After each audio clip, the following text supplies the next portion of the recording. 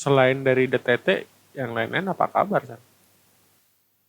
Eh, Lu nanya yang kelompok apa? Kelompok Timore ya oke lah. Makin rame aja karena udah berpasangan semua itu rata-rata. Banyak yang udah nikah ya? Iya, ada udah nikah. Ya udah lumayan rame lah. Nih kami ada rencana kayak pengen out, berarti kayak liburan bareng lagi, nggak tahu nih wacana atau enggak nih. Ya nggak, ya nih kayak cara baru nih koordinasi kalau udah ada pasangan. Ntar kan belum, misalnya kan masih baru kan berapa kayak nggak tahu bisa blend in atau enggak untuk kayak nginep bareng gitu. Hmm. Hore itu siapa aja deh? Eh, Coba lu kira-kira siapa aja kira-kira? Si Ucun, Ya, Ucun Faiz, ya. Justru si kalau itu tuh yang jarang ngumpul sih. Tapi sekali si ada mereka ya Ucun sungguh Faiz, yang Gibran, ya. gitu lah. Dulu sebutin orang-orang yang kayak jarang untuk ngumpul lah kalau di Korea itu. Ucun dulu udah mulai rajin sih kayak kadang dia dia diam di grup tapi datang ya, ngerti kan? Ya, Ucun orangnya emang gitu sih. Ucun gitu-gitu tuh orangnya asik tuh. Ya, loyal loh. Siapa tuh? Ah, Alfat. Halo, Fat. Alhamdulillah si bapak. Fat, apa kabar? Baik, Don. Sebelum sebelum kita terusin ini gue ngomong dulu ya, Fat. Gue lagi bikin podcast sebenarnya. Oh gitu. Heeh. Podcast ala-ala, Fat. Podcast ala kadarnya aja. Iya kan? Mendadak sekali. Mana Oh, mana kok nggak? Oh podcast. Kirain gua ada videonya. Enggak, ya. Podcast. belum Podcast belum. saat Ini ini bapak. offline kok, nggak live stream. Mau gue Oh edit gitu. soalnya kan ada hal-hal yang nggak mau gue tampilin lah. Politik. Oh ini yang bareng bareng Monty nggak sih? Beda ya? Apa siapapun tuh, Fat. Hah? Siapapun. Siapapun Oh yang bisa di Siapapun. nongol aja. Iya, enggak. Yang kemarin yang lo apa iya, namanya di IG itu bukan sih? Beda iya, lagi? iya sama. Oh oh sama. Oh, lo ada post di IG, San? Ada. Oh, oke. Yang Yang si Monty ya. yang itu belum kelar editnya, 2 jam lebih anjir itu. Nge-record deh. Gue nyaut kemarin lu nggak nyaut balik anjir, Fat.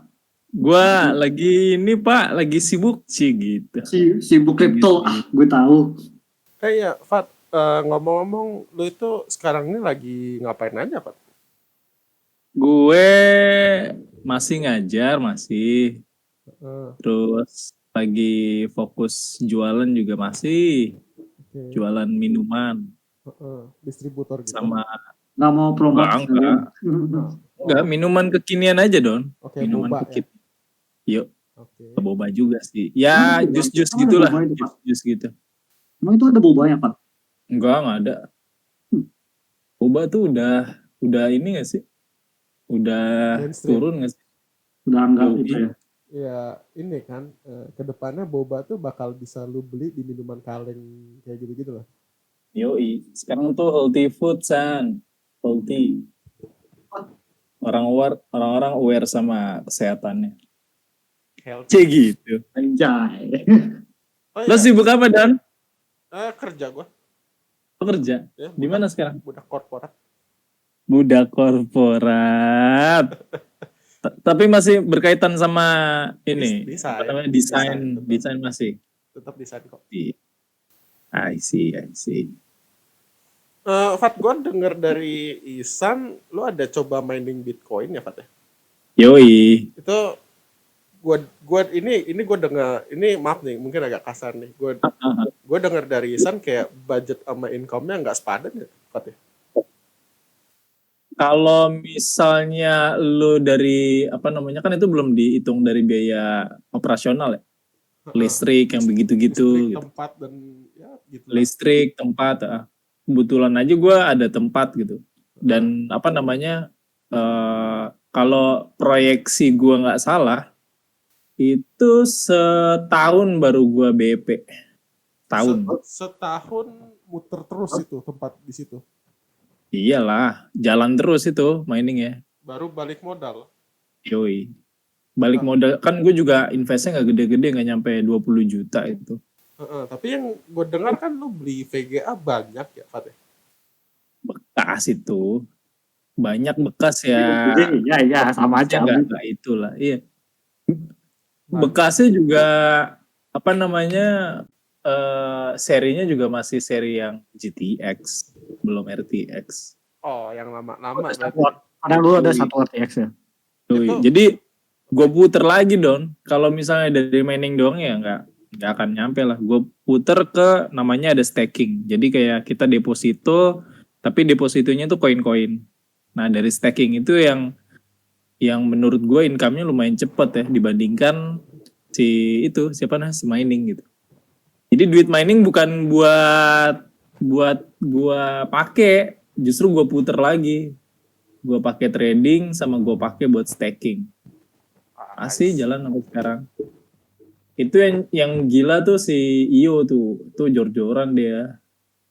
Ratusan itu mah si Iyo. Tahu kan lo? Kenal? Enggak. Sorry, gua enggak kenal. Maksudnya angkatan kita apa orang? Iya. Ohio. Paulus. Astaga, gue ngomongnya Iyo ya, lupa. Iyo. Kenapa Paulus di daerah dia. Nah, daerah tuh banyak komputer-komputer bekas pengadaan pemerintah. Nah, dia dapet tuh channel situ tuh. Dibeli banyak tuh, berapa puluhan kayak itu. 20 biji ada kayak, lebih kayak. Ya, mining juga dia. Mining. So, cuman ya gue bilang, ya itu yang kalau mining sekarang sih udah susah hitungannya, nggak kayak dulu. Lo harus pinter puterin itu mining doang gitu. Jangan cuma dari mining doang income lo. Gue sih nyaranin staking ya kalau pengen mah. Staking. Staking itu kayak gimana sih, Malfat? Iya, staking tuh kayak gimana sih? Gue baru denger soalnya. Iya. Banyak metodenya. Jadi untuk kita masuk ke kripto tuh ada yang namanya mining. Orang-orang kan mainstream mining tuh. Mining pakai hard disk. Sekarang justru ada yang namanya gue lupa namanya. Jadi mining tapi bukan pakai VGA, tapi pakai hard disk. I see. Jadi hard disk. Nah, itu nanti akan diproyeksikan website 3.0. Websitenya kan www 3.0 itu nanti bakal makin disrupt lagi tuh. Nah, salah satunya selain blockchain itu ada yang namanya apa ya? Singkatannya gue lupa.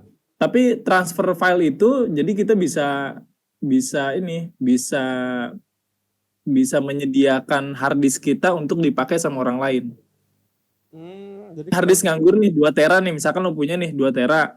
Terus lo masukin ke sistemnya. Nah, di sistemnya itu nanti 2 tera itu dipakai oleh orang lain. Jadi kayak misalkan lo pakai Google Drive, anggapnya Google Drive ya. Tapi drive-nya itu mungkin ada di rumah lo, ada di yang orang berakrak satu gedung gitu. Ada yang, jadi nggak cuma satu server tok doang gitu, servernya pencar-pencar. Nah, kita nggak bisa buka filenya karena filenya itu kayak transkripsi gitu.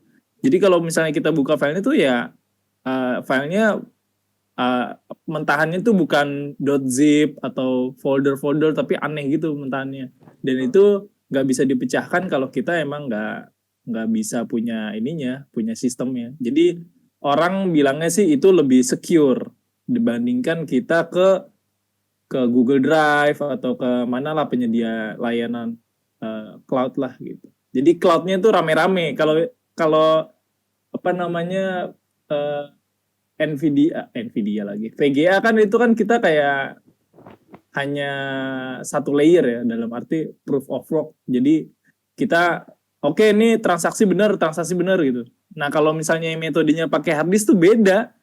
Jadi kayak udah aja kita simpen dan ya kita nanti dapat istilahnya dapat recehan lah dari orang kalau makin banyak pakai hard disk kita. Semakin banyak hard disk kita ya semakin gede income kita gitu. Karena kan nanti orang masukin situ foldernya gitu. Jadi kayak gitu. Kayak seru hosting gitu ya. Cuman peer. Yoi. Seru. Nah, setelah mining ada trading, itu pasti ya udah banyak lah trading. Udah cukup familiar lah trading. Nah, kalau staking itu jadi kita seperti layaknya deposito ke bank, tapi bunganya lebih agile juga, lebih tinggi daripada bank gitu. Kalau misalnya disilsilahin, ada tuh salah satu YouTuber yang ngasih ngasih income-nya gitu. Gue mining koin A, ini sehari udah berapa ribu gitu. Gue gue staking koin A gitu. Jadi staking tuh kayak kita nyimpen duit di salah satu koin, dan ya kita akan mendapatkan bunga dari semakin banyaknya orang pakai koin itu gitu. Tapi Semakin banyak nih gitu. tapi ngedenger ini kan maksudnya pada dasarnya tuh landasan cryptocurrency sendiri kan hukumnya kan nggak jelas ya. Iya kan? Iya. Ya nggak jelasnya di Indonesia, tapi kalau di luar mah sebetulnya udah rapih kok. Sekarang aja salah satu exchange di US itu IPO. Ada namanya Coinbase kalau nggak salah namanya. Coinbase tuh kayak exchange. Jadi tempat kita kayak kalau di saham tuh kayak sekuritas lah. Sekuritas kripto listing di pasar sahamnya US, dan ya di beberapa negara itu udah jadi alat tukar. Cuman kan masalahnya di Indonesia masih labil. Si abu-abu itu ya aturannya. Iya. Iya, Ini kalau gue mau kasih lihat, lo tahu BI nggak? BI aja lagi mikirin untuk bikin rupiah virtual. Itu Bank udah telat Indonesia kan? kan gue kayak ada lihat pemberitaannya Iya. deh. Tapi 2022 kan. Dan itu juga masih perencanaan doang. Ya. Gue yakin akan kesana semua sih, Don. Kayak gue aja ya, kalau gak usah orang lain dah. Gue aja tuh udah gak bisa lepas dari GoPay, OVO, Dana. Iya, tapi itu kan lebih ke virtual wallet. Ya sama aja, konsepnya sama aja, Don. Cuma beda mata uang doang gitu kan. Iya. Soalnya gue sebetulnya tadi ngedenger pas lu ngomong kita ada nanam ibarat bunga dari cryptocurrency itu sendiri, gue ngedengernya itu sebagai orang awam gitu ya. Nah, yang di pandangan gue kan cryptocurrency sendiri ini masih abu-abu banget nih di Indonesia nih. Kalau andai kata kayak ada negara ini nih, contoh Indonesia gitu, nge-ban cryptocurrency kan itu langsung nggak ada value-nya kan. Nge-ban-nya dalam arti apa? Ada beberapa exchange yang emang nggak ada di Indonesia, tapi bisa gue sekarang gue pakai Binance. Binance itu nggak ada di Indonesia exchange, tapi gue pakai VPN gitu. Soalnya ya satu lebih murah karena mungkin nggak dapat pajak ya, nggak kena pajak.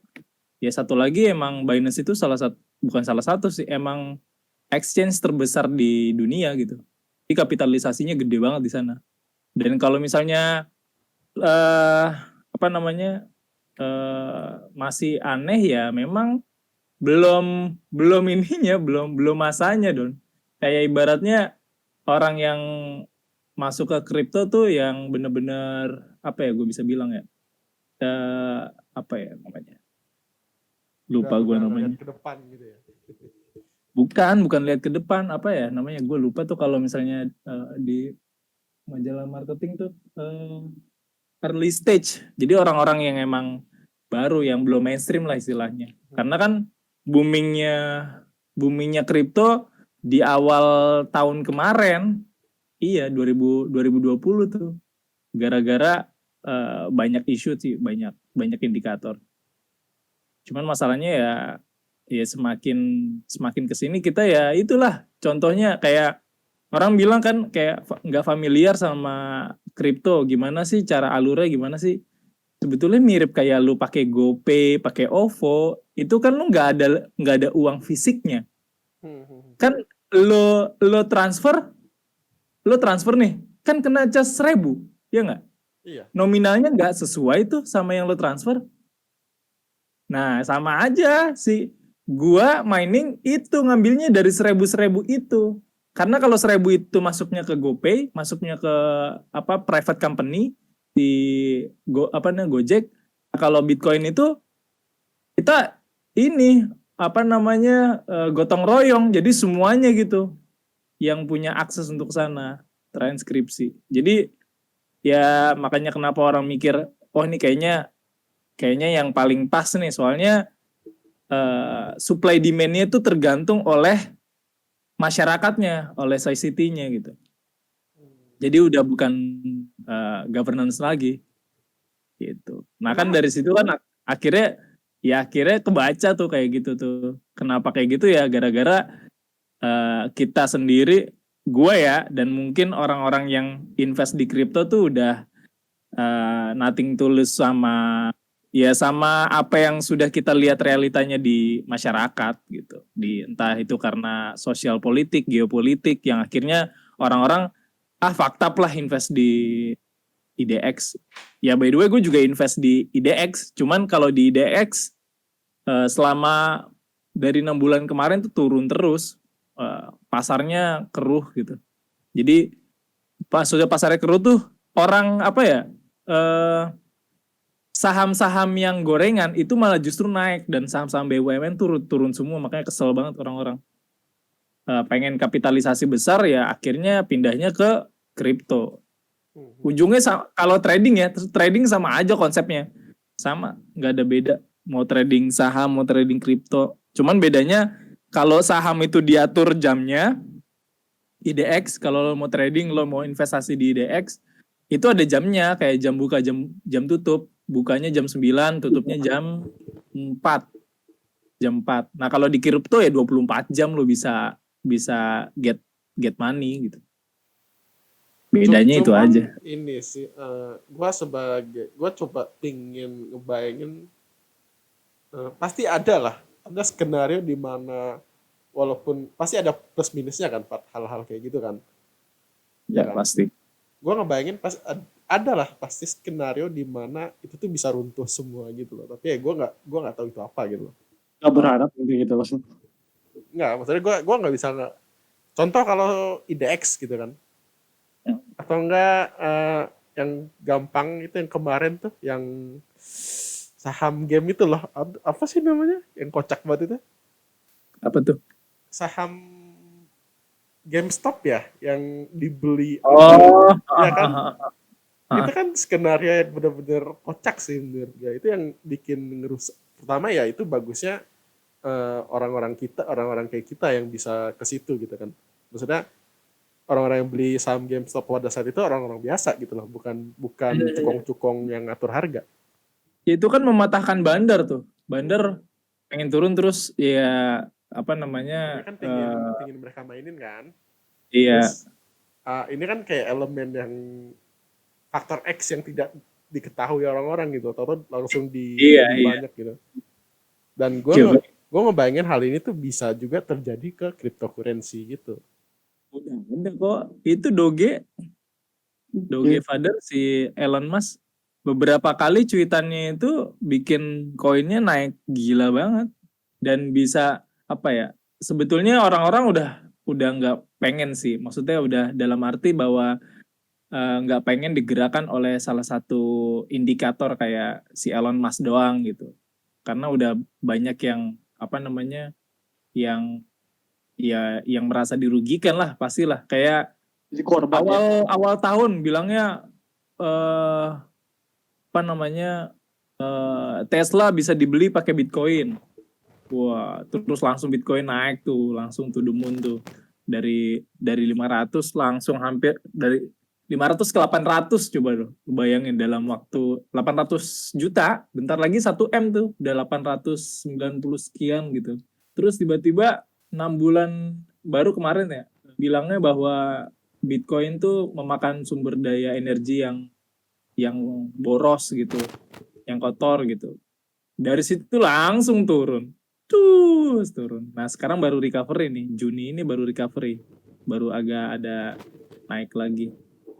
Itu kan salah satu yang lo bilang yang kayak bisa dimainin ya, yang namanya instrumen investasi, mau itu kripto atau saham pasti ada yang namanya bandar. Itu nggak bisa dipungkiri. Bandar yang memang yang punya punya apa namanya punya daya beli besar. Kalau emang dia tahu banyak demand di salah satu koin itu ya bisa langsung dinaikin sama dia. Ya, pemegang inilah, pengatur harga. Cukong lah, cukong. Iya. Tapi gue juga percaya sih, entah 5 atau 10 tahun ke depan, yang namanya uang fisik tuh nggak ada. Koran yang bisa, koran tau lah koran kan, itu nggak bakal ada. Semua serba digital. Yakin gue. Asli sama kok. Semua yang gue apa ya?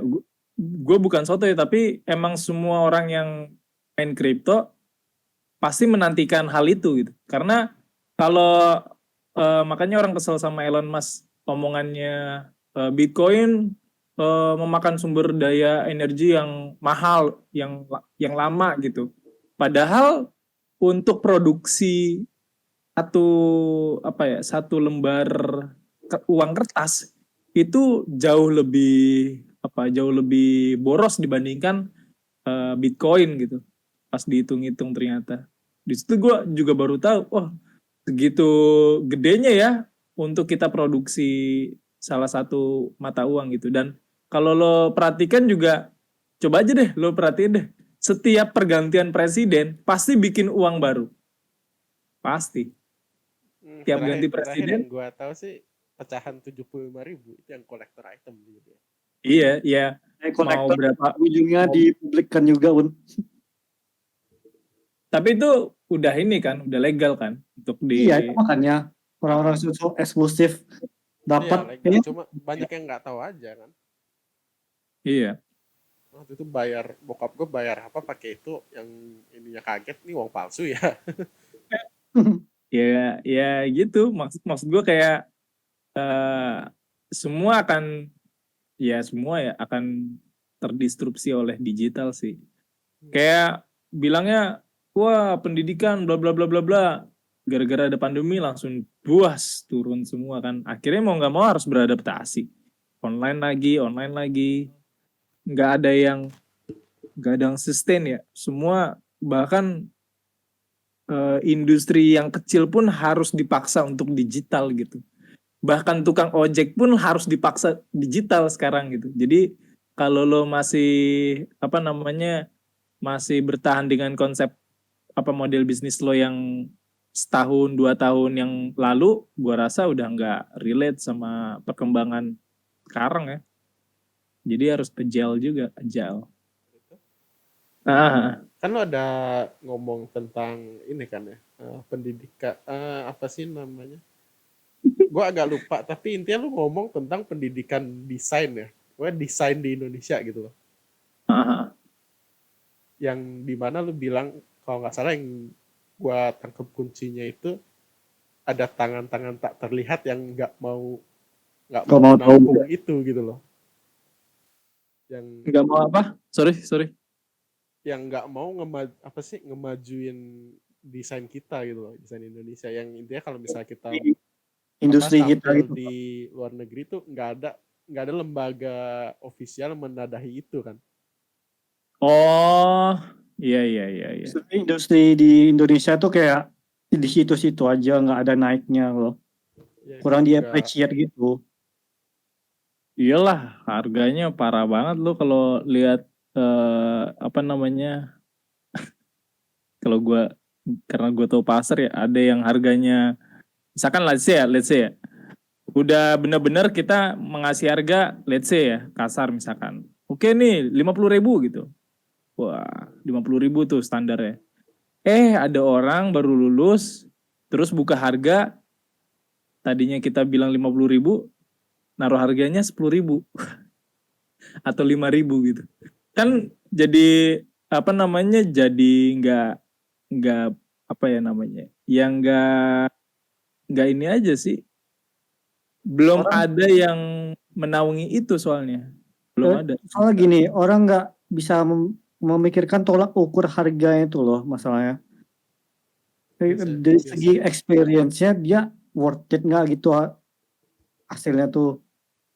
Iya, sebetulnya semua sih nggak cuma desain ya, semua kok eh, apa namanya kayak misalkan gue ngobrol sama temen gue lawyer, eh, orang apa namanya akan berbeda penawaran harganya untuk jasa mereka ya. Walaupun memang sudah ada salah satunya Justika tuh, justika.com tuh udah menstandarisasi itu tuh. Tapi ada beberapa yang kalau kita ke apa namanya ke pakai aduh pakai apa ya? Apa sih ngurusin hukum tuh? Gue lupa pakai apa namanya.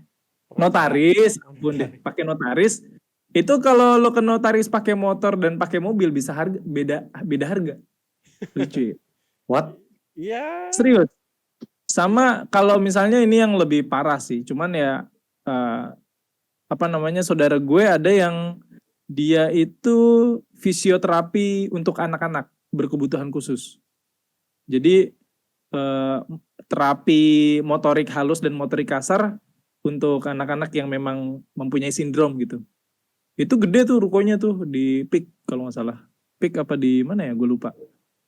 Itu kalau orang tuanya pakai mobil yang 200 juta dengan mobil yang 500 juta ke atas bisa harganya beda loh. Gara-gara Ya.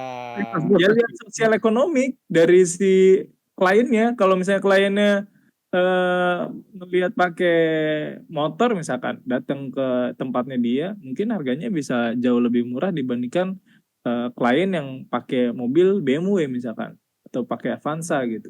Kan bisa kelihatan gitu. Dari situ ya walaupun memang don't judge book by their cover ya, cuman ya mau bagaimanapun orang pasti ngelihat impresi awal gitu. Makanya kenapa orang membela-belain beli Rolex, beli iPhone ya salah satunya ya untuk ya Iya, kuat juga ya di bagian sana. yoi. Gue termasuk tipe orang yang nggak apa ya. Gue memvalue barang tuh bukan dari namanya sih, itu memvalue barang tuh dari apa yang barang itu bisa kasih ke gue. Mau dia brand terkenal atau brand biasa, kalau misalkan dia motor ya udah motor di mata gue. Gue tipe orang Iya, yang begitu. fungsional kan. Berarti lo mikirnya fungsional dari suatu barang itu kan. Tapi ya gue nggak memungkiri memang ada nilai yang ya itulah, gue nggak tahu ngomongnya prestige kali ya. Yoi, itu branding gitu, the power of branding. Tapi ini topik yang tadi pingin gue omongin sih ini, Fat, yang waktu itu lu ngomong itu loh, Fat. Misalkan kita ada lomba desain nih, entah foto lah, entah gambar atau apa yang kita bisa sampai ke luar negeri gitu, yang tandingnya level dunia gitu. Tapi karena nggak ada apa ya, misalkan kita menang nih ternyata nih, ya kan, juara 1. Tapi karena nggak ada lembaga dari pemerintah yang mempertanggungjawabkan kita, itu juaranya bisa nggak jadi gitu. Waktu itu lu ngomong kayak gitu deh. gimana tuh? Kayaknya gue lupa, cuman gue bisa nangkap beberapa hal sih yang masalah itu, karena itu semua terjadi juga kalau masuk ke animasi. Contohnya gini deh, temen gue di ADGI itu Asosiasi Desain Grafis Indonesia, ADGI. Nah di dalam tubuh ADGI sendiri itu sikut-sikutan, kalau lo tahu, akhirnya bikin lagi asosiasi lain gitu. Asosiasi perancang, kan desain itu bahasa Indonesianya perancang, desainer itu perancang namanya. Asosiasi perancang apa gitu, banyak banget tuh namanya tuh. Maksud gue kayak akhirnya membuat sebuah serikat-serikat sendiri gitu loh. Untungnya animasi hanya cuma satu gitu. Enggak deh, ada 2, satu di Malang, satu di Jakarta. Dan sampai sekarang masih sustain gitu. Ainaki sama satu lagi gue lupa. Nah itu aja belum mengcover semua persoalan yang memang jadi apa ya, jadi permasalahan gitu loh. Nggak semua cover di situ tuh. Kalau lo bilang apresiasi atau diapresiasi, gua rasa itu kembali lagi ke personalnya, Don. Jadi apa namanya, kayak yang lagi rame kemarin, desainer Indonesia, ilustrator itu karyanya itu diambil sama eh, artis luar yang jualannya pakai NFT, non fungible token. Itu mirip katanya, disangkanya mirip, desainnya kayak yang buatan orang Indonesia. Apakah ada hukum yang bisa membantu? Enggak juga. Akhirnya ya jadi balas-balasan lewat tweet aja tuh, entah lewat email atau lewat apa, dipublish. Dan ya semua hal yang memang mudah untuk diduplikasi akhirnya ya nggak ada yang bisa kita kita jaga ya. Walaupun katanya NFT lebih secure gitu. Tapi kan kalau lebih secure tapi ideation-nya itu bisa diambil ya percuma juga gitu. Secure nih, oke, secure karena transkripsi pakai kontrak digital bla bla bla bla bla gitu. Itu kan produk jadinya, tapi proses berpikirnya kan gue bisa aja lihat punya siapa nih, punya Beeple atau punya siapa nih. Ya udah gue tiru aja, terus gue agak beda-bedain dikit, terus gue publish. Terus langsung masuk transkripsi. Makanya menurut gue bias juga sih. Walaupun memang secara legal ada itu Dirjen Hak Kekayaan Intelektual gitu untuk menjaga itu. Ya iya, balik lagi sih. Jaga gitu, walaupun udah ada. Di mana? Kalau misalnya ada itu dirjen yang menjaga kepastian gitu tuh, yakin itu jaga kayak ke orisinal itu karya kita tuh sebenarnya. Yakin lah, yakin kok. Itu gua aja sempat disuratin sama Dirjen Haki karena ada kemiripan. Itu mereka nanti akan, sebelum kita daftarin, sebelum dapat nomornya, itu lama prosesnya, San. Gak langsung cepet, setahun paling cepet, setahun. Karena ada publikasi A, publikasi B. Jadi publikasi tuh kayak gini, misalkan namanya Paruman nih. Semua nanti di seluruh Indonesia si Haki itu akan menyurati gitu. Ini ada yang namanya Paruman. Lo semua ada nggak nih yang pakai Paruman gitu? Di-announce dulu tuh. Di-announce semua. Kalau ada kemiripan ya bisa aja ya ditolak gitu. Banyak kok yang ditolak kalau lo buka situsnya. Kayak kasus itu ya, yang ayam geprek bensu tuh ya nggak salah ya. Iya. Iya. Ya, ngomongin ini ini pasti gua sensor sih. Ya, kita ngomongin ayam geprek bensu, lu tau lah biasa kan. Itu udah rahasia umum, Don, bensu. Iya, udah rahasia umum kok itu. Ada perlu sensorkan lagi. Gimana? Itu antara legal dan siapa yang duluan mendaftarkan. Iya. Makanya kan mau si bensu pakai lawir yang berapa ratus juta, ya tapi kalau yang daftarin itu koleganya sendiri, ya orang juga males. Ini si notarisnya juga males. Mau belain gimana, orang namanya orang ya udah nama si partnernya gitu. Yang mendaftarkan partnernya, ya partnernya pengen dapat komisi gara-gara pakai nama ya nggak bisa. Makanya akhirnya kan ini rujuk, akhirnya musyawarah. Yang gue denger sih Kan dia salah kan. Iya, kalah dan mau musyawarah, maksud dalam arti ya mau membayar karena pakai nama brandnya itu. Cuman yang gue dengar ya, ini gue nggak yang gue dengar tentang kasus itu sih, logonya itu katanya ngambil dari website kan, website kita, gue nggak usah nyebut lah ya, kalian tahu lah. Dan itu tuh copy kalau nggak salah di website itu kan ada terms and conditionnya itu nggak boleh pakai apapun material di situ untuk dimonetize kan. Iya. Itu ternyata terbukti memang ngambil dari website itu. Terus pas udah heboh, pas dikasih tahu ke kreatornya pun itu kayak udah nggak mau ngurus, karena kalau kita ngurus kayak gitu-gitu malah kita yang capek nggak sih? Duit keluar, waktu keluar, nggak ada berapa-apa juga. Yoi. Makanya Yoi, betul. creator-nya udah bodo amat gitu. Nah, itu juga harus penting sih di apa namanya? Biasanya kalau perusahaan yang udah aware soal itu memang menjaga betul tuh hal-hal yang kayak gitu kayak teman gue itu kantornya invest ke mana namanya ke Shutterstock buat dapat foto-foto yang memang legal gitu. Kan ada indikasinya takutnya nanti bermasalahan soal hak cipta kan. Beberapa memang sudah aware, tapi ya banyak juga yang desainernya bodoh amat. Nah, ini dia yang perlu kita edukasi tuh. Lo bodoh amat bikin desain tapi desainnya lo ambil dari situs-situs. Kalau nanti sewaktu-waktu si kreatornya bakal nuntut, yang salah itu company-nya apa sih desainernya? Nah, itu dia tuh yang harus diperhatiin sama company maupun sama si desainernya gitu. Orang bikin oke bikin kayak apa ya, lucu sih kayak ya udah pakai plugin aja Mas gitu. Salah satu siapa namanya? Adalah ya teman kita punya perusahaan, dia nge-hire desainer. Terus desainernya bilang, yaudah nanti pakai plugin aja Mas gitu, atau pakai yang preset gitu, pakai preset. Dalam hati ya teman kita ya, gua ngegaji lo buat bikin, bukan buat ngambil preset.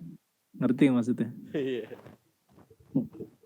Kalau misalnya ngambil preset, gue juga bisa. Mendingan gue beli preset daripada ngebeli preset dan ngegaji lo. Paham nggak? Jadi Gue paham. itu masuk ke attitude juga dan etika sih sebetulnya dari si desainer tersebut gitu. Cuman memang gue Ada beberapa hal memang ya perlu di apa ya istilahnya? Perlu dijelaskan sih itu biar kagak tabu. Tabu itu tau antara company dan desainer biasanya. itu lebih Iya. ke etika dua belah pihak sih itu. Iya. Ya, itu pasti inilah makanya betul sih yang tadi lo bilang lebih baik juga sebelum pakai apapun yang memang sensitif ya kita ngobrolin dulu ke atasan gitu. Misalkan ya memang kalau misalnya pakai foto ya masa subscribe berapa ratus ribu nggak bisa sih, kantor kan kasarnya gitu kan. Nah yang sulit itu memang kalau menyelaraskan dengan waktu yang harus dikerjakan. Nah itu dia masalahnya yang sering terjadi gitu. Waktunya nggak sempet, ya biar cepet ya pakai template lah gitu. Ya kalau apa ya? Kalau dari mata klien, selagi itu bisa mencapai dari sisi kreatifnya, menurut gue nggak apa-apa sih. Menurut gue ya, nggak apa-apa. Karena ya kembali lagi semua ada di tangan klien. Mau klien ngomong A, ya ngomong B. Ya kita nggak bisa, kita harus ngikutin ngomong A gitu. Sama aja kayak di ini. Salah satu series di MNC. Yang ngerjainnya itu temen gue, seriesnya. Nah itu apa namanya untuk bisa mencapai rendernya, sebetulnya studio temen gue tuh mampu bikin yang detail. Mampu, bisa. Cuman bilang, udahlah yang render yang istilahnya ya, let's say-nya, ya udah kayak gini aja Mas. Maksudnya yang setengah jadi gitu loh. Padahal studio temen gue mampu bikin yang lebih detail, yang lebih diffuse-nya, maksudnya rendernya bagus gitu, kena lightingnya juga bagus. Tapi kalau misalnya punya konten dalam arti yang punya ini ya, punya apa namanya, yang punya duit lah istilahnya, bilangnya gini, Mas, yang standar gini aja ada kok penontonnya, gak usah bikin yang susah-susah gitu. Terus kita sebagai yang kreatif ngomong apa coba? Ya, disitulah kenapa nggak bisa maju-maju ya. Iya, situ. Ya kita pasti manggut-manggut lah. Pertama kita udah dibayar, kedua kurang lebih kan tidak apa ya, mempermudah pengerjaan jadinya kan. Jadi waktunya tuh bisa di-spend ke tempat lain gitu. Kadang gini, kadang ada idealisnya kayak pengen dari kreatif Indonesia tuh maju gitu kan. Misalnya kayak beri waktu untuk explore kayak yang jadi bagus, kayak lu bilang tadi studionya bisa ngandel kayak yang wah gitu kan. Sedangkan si produsernya kayak nggak usah kalian ini butuh gini aja. Ya kalau minta disuruh situ aja kapan mau itu? Itu sih Kan? Itu seiring waktu sih menurut gue ya. Seiring waktu pasti akan berubah sih kayak Gue pada ada akhirnya pesimis ya Fat kalau misalnya seiring waktu. Soalnya orang mindsetnya pengen cepat dan instan dan jadi. Itu soalnya pasar besarnya. Gue percaya kok pasti ada orang luar sana kreatif Indonesia itu kelas internasional kok dianggap kelas tinggi kok. Cuman pasar di sini ini nggak bisa kayak nggak mengapresiasi progresnya itu, jadi kayak butuh ini butuh itu, mereka cuma lihat hasil bisa cepat nggak tak gitu aja. ya begitulah kondisinya. Ya nggak? Kalau misalnya apa namanya, gua rasa sih itu kembali lagi ke taste ya. Eh, pada akhirnya orang pasti akan lebih mencari yang paling mudah, yang paling cepat dan paling mudah gitu. Makanya kenapa orang bikin preset, orang bikin template itu supaya harapannya bisa mempercepat alur kerja kan. Makanya Lupa paling murah juga. yoi technical director itu penting banget sih, orang-orang technical yang memang mengerti bagaimana membuat sebuah apa namanya workflow dari sebuah pekerjaan itu jadi semakin cepat gitu. Kan dalam arti bahwa semakin cepat berarti semakin cepat juga cuannya. Ya kasarnya gitu ya. Makanya sebetulnya desainer itu menurut gua nggak hanya trying to be kreatif aja gitu. Tapi harus juga bisa solving the problem. Mau itu dari konteks kreatif atau mau itu dari konteks manajemen. Kalau misalnya bilang idealisnya bahwa wah bikin kayak ginian mah nggak bisa mas, berapa misalkan 10 hari mas gitu. Padahal waktunya yang dipengen sama si klien misalkan 5 hari gitu. Itu kan solving problem juga. Kalau misalnya lo bisa apa namanya membuat objek yang sama, let's say, desain yang sama tapi bisa lo akali dengan sisi manajemen juga, gua rasa itu akan jauh lebih bagus juga ya. Solving problem banyak sih caranya. Bisa aja lo ganti twist ide yang ya maksudnya bukan lebih turun, tapi lo bisa another idea yang lo propose ke atasan lo gitu. Kenapa nggak bikin yang kayak gini aja mas? Kan tujuannya sama, buat ini buat itu gitu kan, let's say gitu ya. Itu kan salah satu, bukan hanya dari sisi kreatif, itu solving problem dari sisi manajemen. Jadi bagaimana lo dengan atasan lo atau dengan klien lo bisa negotiation. Walaupun lo nggak bisa bikin yang mereka harapkan, setidaknya lo bisa mencapai sisi kreatif yang nggak kalah bagus dari yang ekspektasi klien harapkan gitu. Itu solving problem sih menurut gue. Makanya kalau orang kreatif hanya bisa desain, hanya bisa sisi kreatifnya tanpa dibarengi oleh solving problem, ya akan kalah sih. Akan kalah sama orang-orang yang apa ya, yang simple, yang biasa-biasa aja tapi dia ngerti cara solving problemnya. Ya, biasa tuh kayak gitu-gitu gajinya lebih gede. Tapi Yoi, serius, emang serius, memecahkan masalah kan. serius. Mau bikin ini gimana caranya? Oh begini selesai. Itu Tapi ada tuh kadang salah ada juga orang satu, yang cuma sekedar bacot doang sih. iya salah satu quotes yang dari ini dari si Bill Gates, tau gak? Kalau lo apa intinya sih, kalau lo mengerjakan hal yang sulit, coba lo kasih orang yang bodoh gitu. Biasanya dia bisa apa namanya lebih bisa mencari sesuatu hal yang baru gitu. Nah kan dia orang males kan biasanya mau cari yang cepat yang selesai ya. Gue lupa nama quotesnya, nanti coba ya. Tapi gue pengen pindah topik nih. Tahu nggak sih polemik sinetron yang baru-baru ini? Yang Iya, yang itu kan aktrisnya itu Ati masih di Sarah. bawah umur. Ya, gue baca komen lah loh yang apa tuh masih mendukung tuh, ada hina gue liatnya bacanya. Lo tahu itu, Fat? Tahu.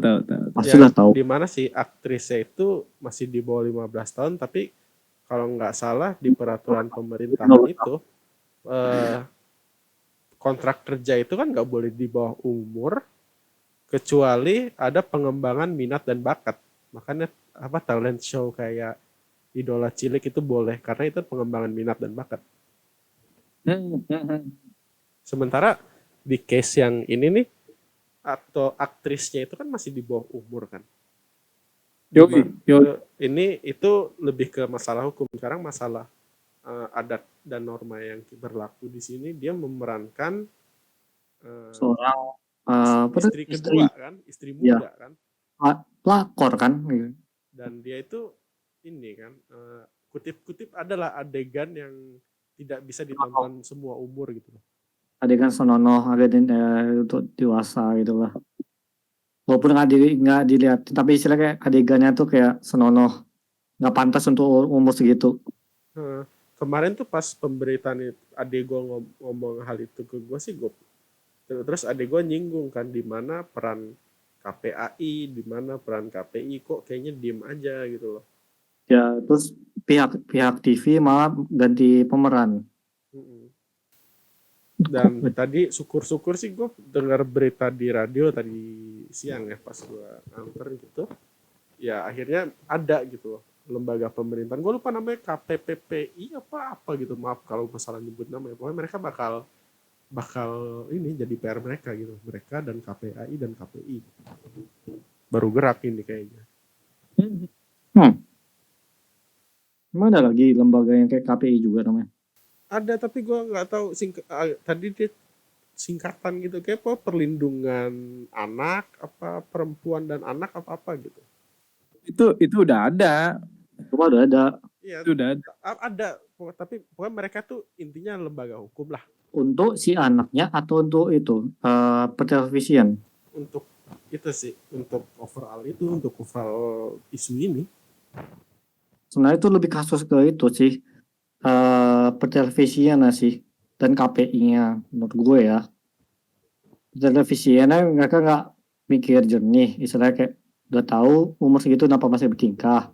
Terus gue keselnya tuh KPI tadi gue kayak lu bilang kayak nggak ada bertindak tuh apa-apa, kayak cancelkan acaranya tuh gimana, malah dari pihak televisinya ganti pemeran, kayak nggak menyelesaikan problemnya.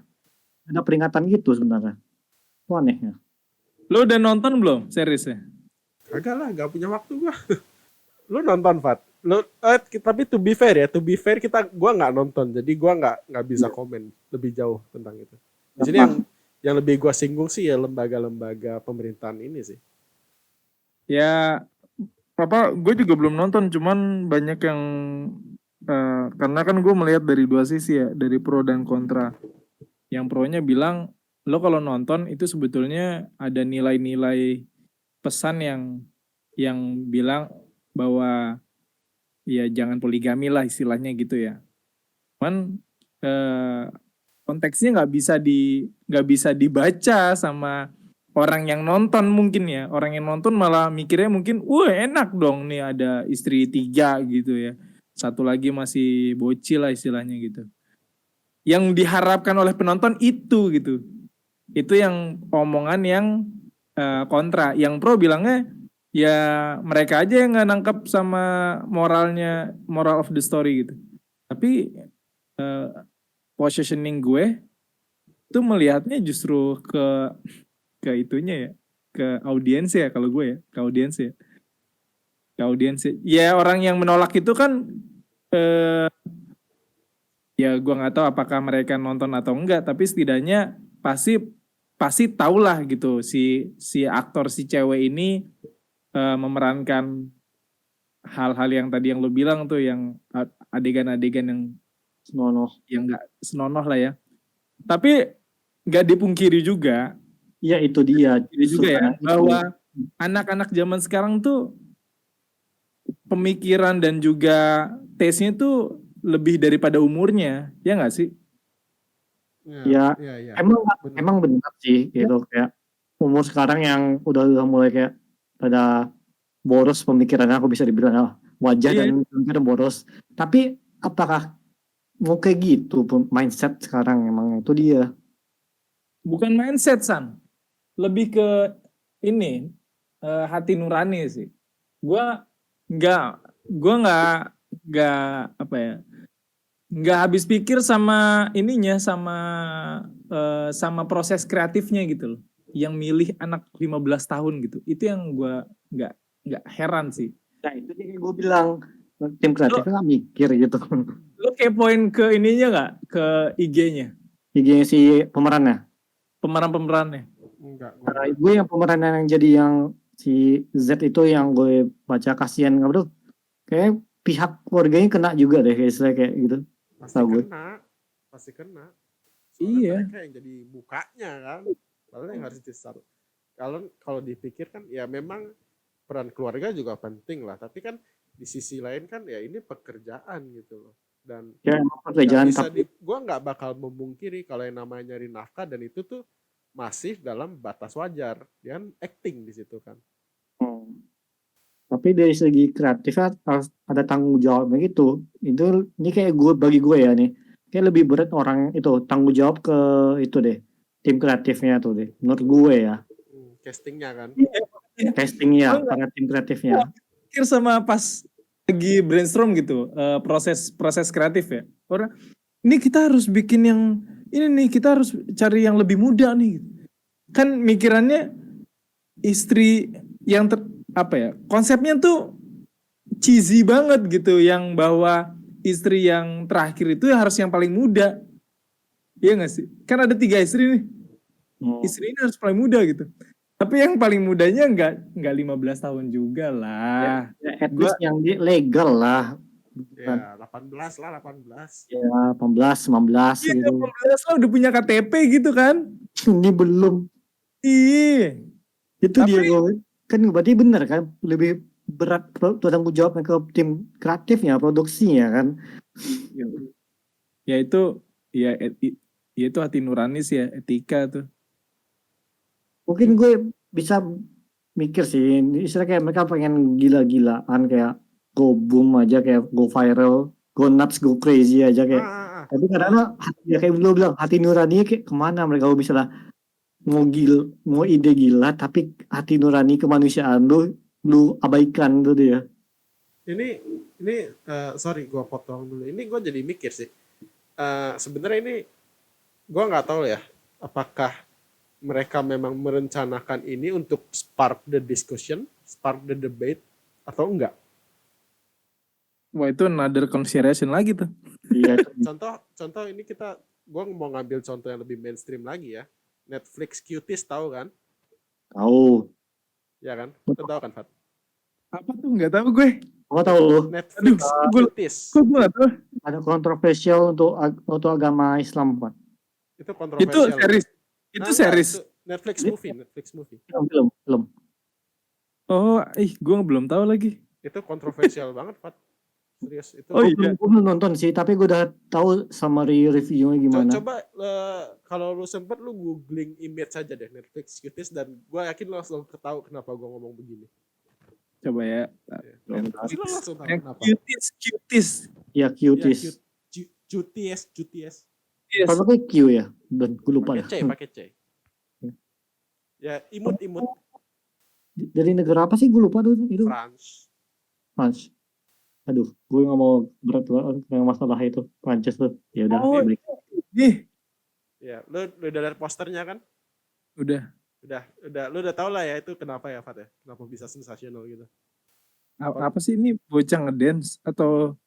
Iya, intinya mereka ini sih mereka Singkat ya. Itu mereka di bawah 12 tahun para itunya, dan mereka dancing yang tidak senonoh gitu loh. Dan itu ada kontroversial lagi. Kalau diceritain ini panjang banget sih, tapi gue mempertanyakan di sini apakah si direkturnya itu sengaja melakukan hal itu biar spark the debate atau enggak gitu loh. Jadi dia memang sengaja bikin itu biar orang-orang tuh langsung heboh gitu loh, langsung diskusinya terjadi. Apakah si direktur yang mengejar itu? Iya, attraction lah ya. Just want to go viral gitu. Bisa aja sih ada dua skema sih kalau bikin yang sensasional kayak gitu ya. By design atau memang ya itu ya by accidents. Cuman gue yakin orang yang bikin kayak gitu nggak bodoh-bodoh amat lah. Kayak apa namanya? Walaupun memang ada ketidaksengajaan ya dalam hal konsep viral. Tapi kalau kita juga nggak tahu siapa yang mengisukan si aktor itu kan. Yang pertama kali kita nggak tahu apakah itu bisa aja jadi part of tim mereka. Wah, seru juga tuh. Tapi kalau di sisi ini ya yang gue denger ya, direkturnya sih emang ngomong apa itu yang pingin ada isu-isu yang pingin dia sampaikan di film itu gitu loh. Dan Iya, iya itu sama yang gue bilang tadi Don. Ada biar lo pada masyarakat pada nggak poligami gitu. Tapi orang Salah. permasalahkan itunya gitu. More of the story-nya orang nggak malah justru nggak ke situ gitu. Jadi Salah itu target mungkin pesannya. iya, kasian jadi. kalau gue sih nggak bakal ngehujat aktornya ya, soalnya itu mencari nafkah dan selama itu masih di batas wajar, gue bakal merespek itu. Itu pokoknya poin gue untuk aktornya. Yang gue singgung ya itu apa lembaga-lembaga yang harusnya tuh mengawasi ini tuh nggak ada.